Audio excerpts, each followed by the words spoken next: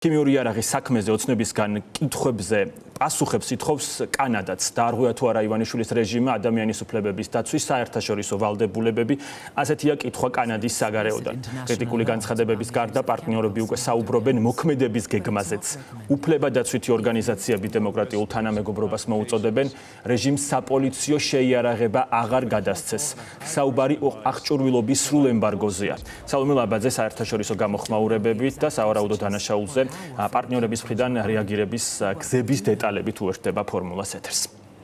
მთავარი რასაც ახლა საერთაშორისო პარტნიორები ქართული ოცნებისგან ითხოვენ, ეს სწორედ გამჭვირვალობის უზრუნველყოფა და ამ გზავნილს ამ მოწოდებას შეიცავს კანადის საგარეო საქმეთა სამინისტროს მიერ გავრცელებული პასუხით, რომელიც ტელეკომპანია ფორმულა მივიღეთ და რომელიც წარმოადგენს პარტნიორის სახელმწიფოს რეაქციას BBC-ს საგამოძიებო რეპორტაჟზე და ამ რეპორტაჟით გავრცელებულ დასაბუთებულ ვარაუდზე, რომ შარშან ქართულმა ოცნებამ მომიტინგეების წინააღმდეგ შესაძლოა ქიმიური იარაღი გამოიყენა. თუმცა ქართული ოცნება და მის მიერ წამოწყებული გამოძიება, რომ ნდობას არ იმსახურებს, კანადის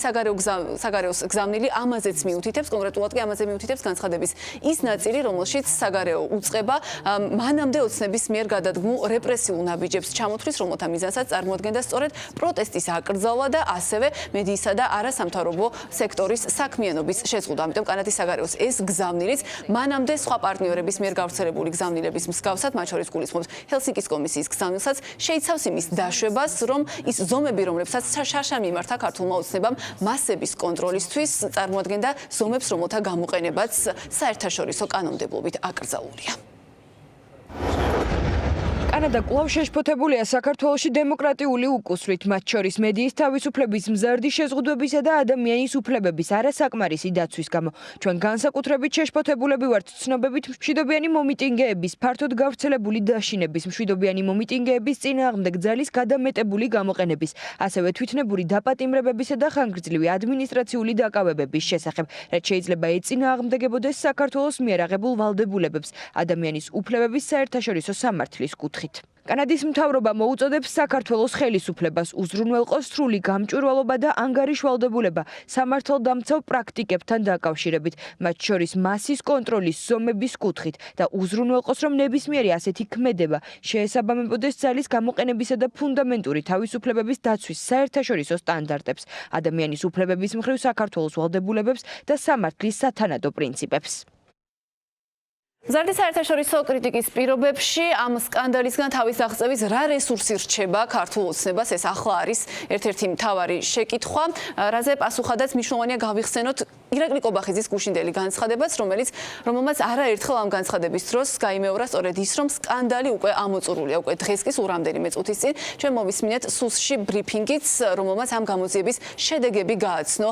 საზოგადოებას. თუმცა ოცნების გამოძიება, რომ ნდობას არ იმსახურებს, ამაზე პარტნიორებმა გზავნილები სუსში გამართულ ამ ბრიფინგამდე გაავრცელეს და მათ შორის ამ ნიშნით განსაკუთრებით საყურადღებო იყო Amnesty International-ის განცხადება, რომელშიც აღინიშნა, რომ ამ გამოძიების ფარგლებში შთაბეჭდილებაა, რომ ქართული ოცნება ცდილობს არა BBC-ს მიერ გავრცელებული მტკიცებულებების გადამოწმებას, არამედ იმ ადამიანების დასჯას და სისხლის სამართლებრივი დევნის წამოწყებასაც კი იმ ადამიანების წინააღმდეგ, რომლებმაც საერთაშორისო მედიასთან ითანამშრომლეს და მას მიაწოდეს ინფორმაცია სიმპტომების თუ ამ სიმპტომების სამედიცინო ანალიზის შესახებ. სწორედ ამიტომ Amnesty International-მა მოითხოვა, რომ საერთაშორისო პარტნიორებმა საქართველოში საერთაშორისო გამოძიება უზრუნველყონ. შესაბამისად, ოპოზიციაში ივანიშვილის ოპონენტებს შორის ამბობენ, რომ ახლა ოლიგარქს იმის რესურსი, რომ მის მიერ ჩატარებული გამოძიება სანდოდ უჩვენოს პარტნიორებს არ აქვს და შესაბამისად მას არც იმის საშუალება აქვს, რომ ეს სკანდალი, ისე როგორც ამას ირაკლი კობახიძე ცდილობდა გუშინ, მართლაც ამოწურულად გამოაცხადოს. როგორი ტყუილიც არის, რომ კრიზისი აღარ არის ქვეყანაში, ისეთივე ტყუილია, რომ თითქოს და სკანდალი მორჩა, პირიქით კობახიძემ მუჯდელი განცხადებით ფაქტობრივად დაადასტურა, რომ მათ ჩაიდინეს საერთაშორისო სამართლით გათვალისწინებული დანაშაული და შეუძლებელია, რა თქმა უნდა, უკვალოდ ჩაიაროს და ეს უკვალოდ დარჩეს. პირიქით კონკრეტული ასახვა ექნება როგორც სანქციების განკაცებით, ისე შეიძლება უფრო მძიმე პასუხისმგებლობის დადგომით, იმიტომ რომ ახლა იმის გამართლებით, რომ ახლა ქიმიკოსი არ არის შინაგან განსაკუთრებულ მინისტრი და ამის გამო შეიძლება 100,000 საქართველოს მოქალაქე დაიწამოს აქციებზე დღეების მანძილზე, ეს რა თქმა უნდა საერთაშორისო სამართალს და საერთაშორისო საზოგადოებას ესეთ გამართლებას არ ცნობს, ამიტომაც ძალიან მძიმე პასუხისმგებლობის საკითხი დადგება, არა და რა თქმა უნდა გამოიხატება იმაში, რომ სპეციალურ ტექნიკასაც არ მიაწვდიან ოცნების სავალდებელებს, სანქციების გამკაცრება. ქართული ხალხის ქიმიური იარაღით შესაძლო მოწამვასთან დაკავშირებით ჩვენ ნახეთ განცხადებების თელი წყება ამერიკის შეერთებული შტატებიდან ჰელსინკის კომისიის გამოხმაურება დიდი ბრიტანეთიდან ევროპიდან ევროკავშირიდან ევროპის ცალკეული სახელმწიფოებისგან და პოლიტიკოსებისგან და დღეს ნახეთ უკვე Amnesty International-ის განცხადებაც ეს ყველაფერი ნიშნავს იმას რომ შესაძლო დანაშაული ქიმიური იარაღით მოწამვასთან დაკავშირებით ვერ იქნება ყურადღების მიღმა დარჩენილი რომ ცივილურ სამყაროს ამ ყველაფერზე ექნება ძალიან მკაფიო და კონკრეტული პოზიცია ისინი ყველა ერთად ერთხმად ითხოვენ ჩატარდეს მიუკერძოებელი და დამოუკიდებელი საერთაშორისო გამოძიება და დაისაჯონ დამნაშავეები. მეორე მხრივ ეს ნიშნავს იმას, რომ ამისთვის ქართული ოცნება მათ შორის გადაიხდის პოლიტიკურ ფასსაც, რაც გამოხატული იქნება იმაში, რომ სანქციების პოლიტიკა კიდევ უფრო აქტიური და ინტენსიური გახდება.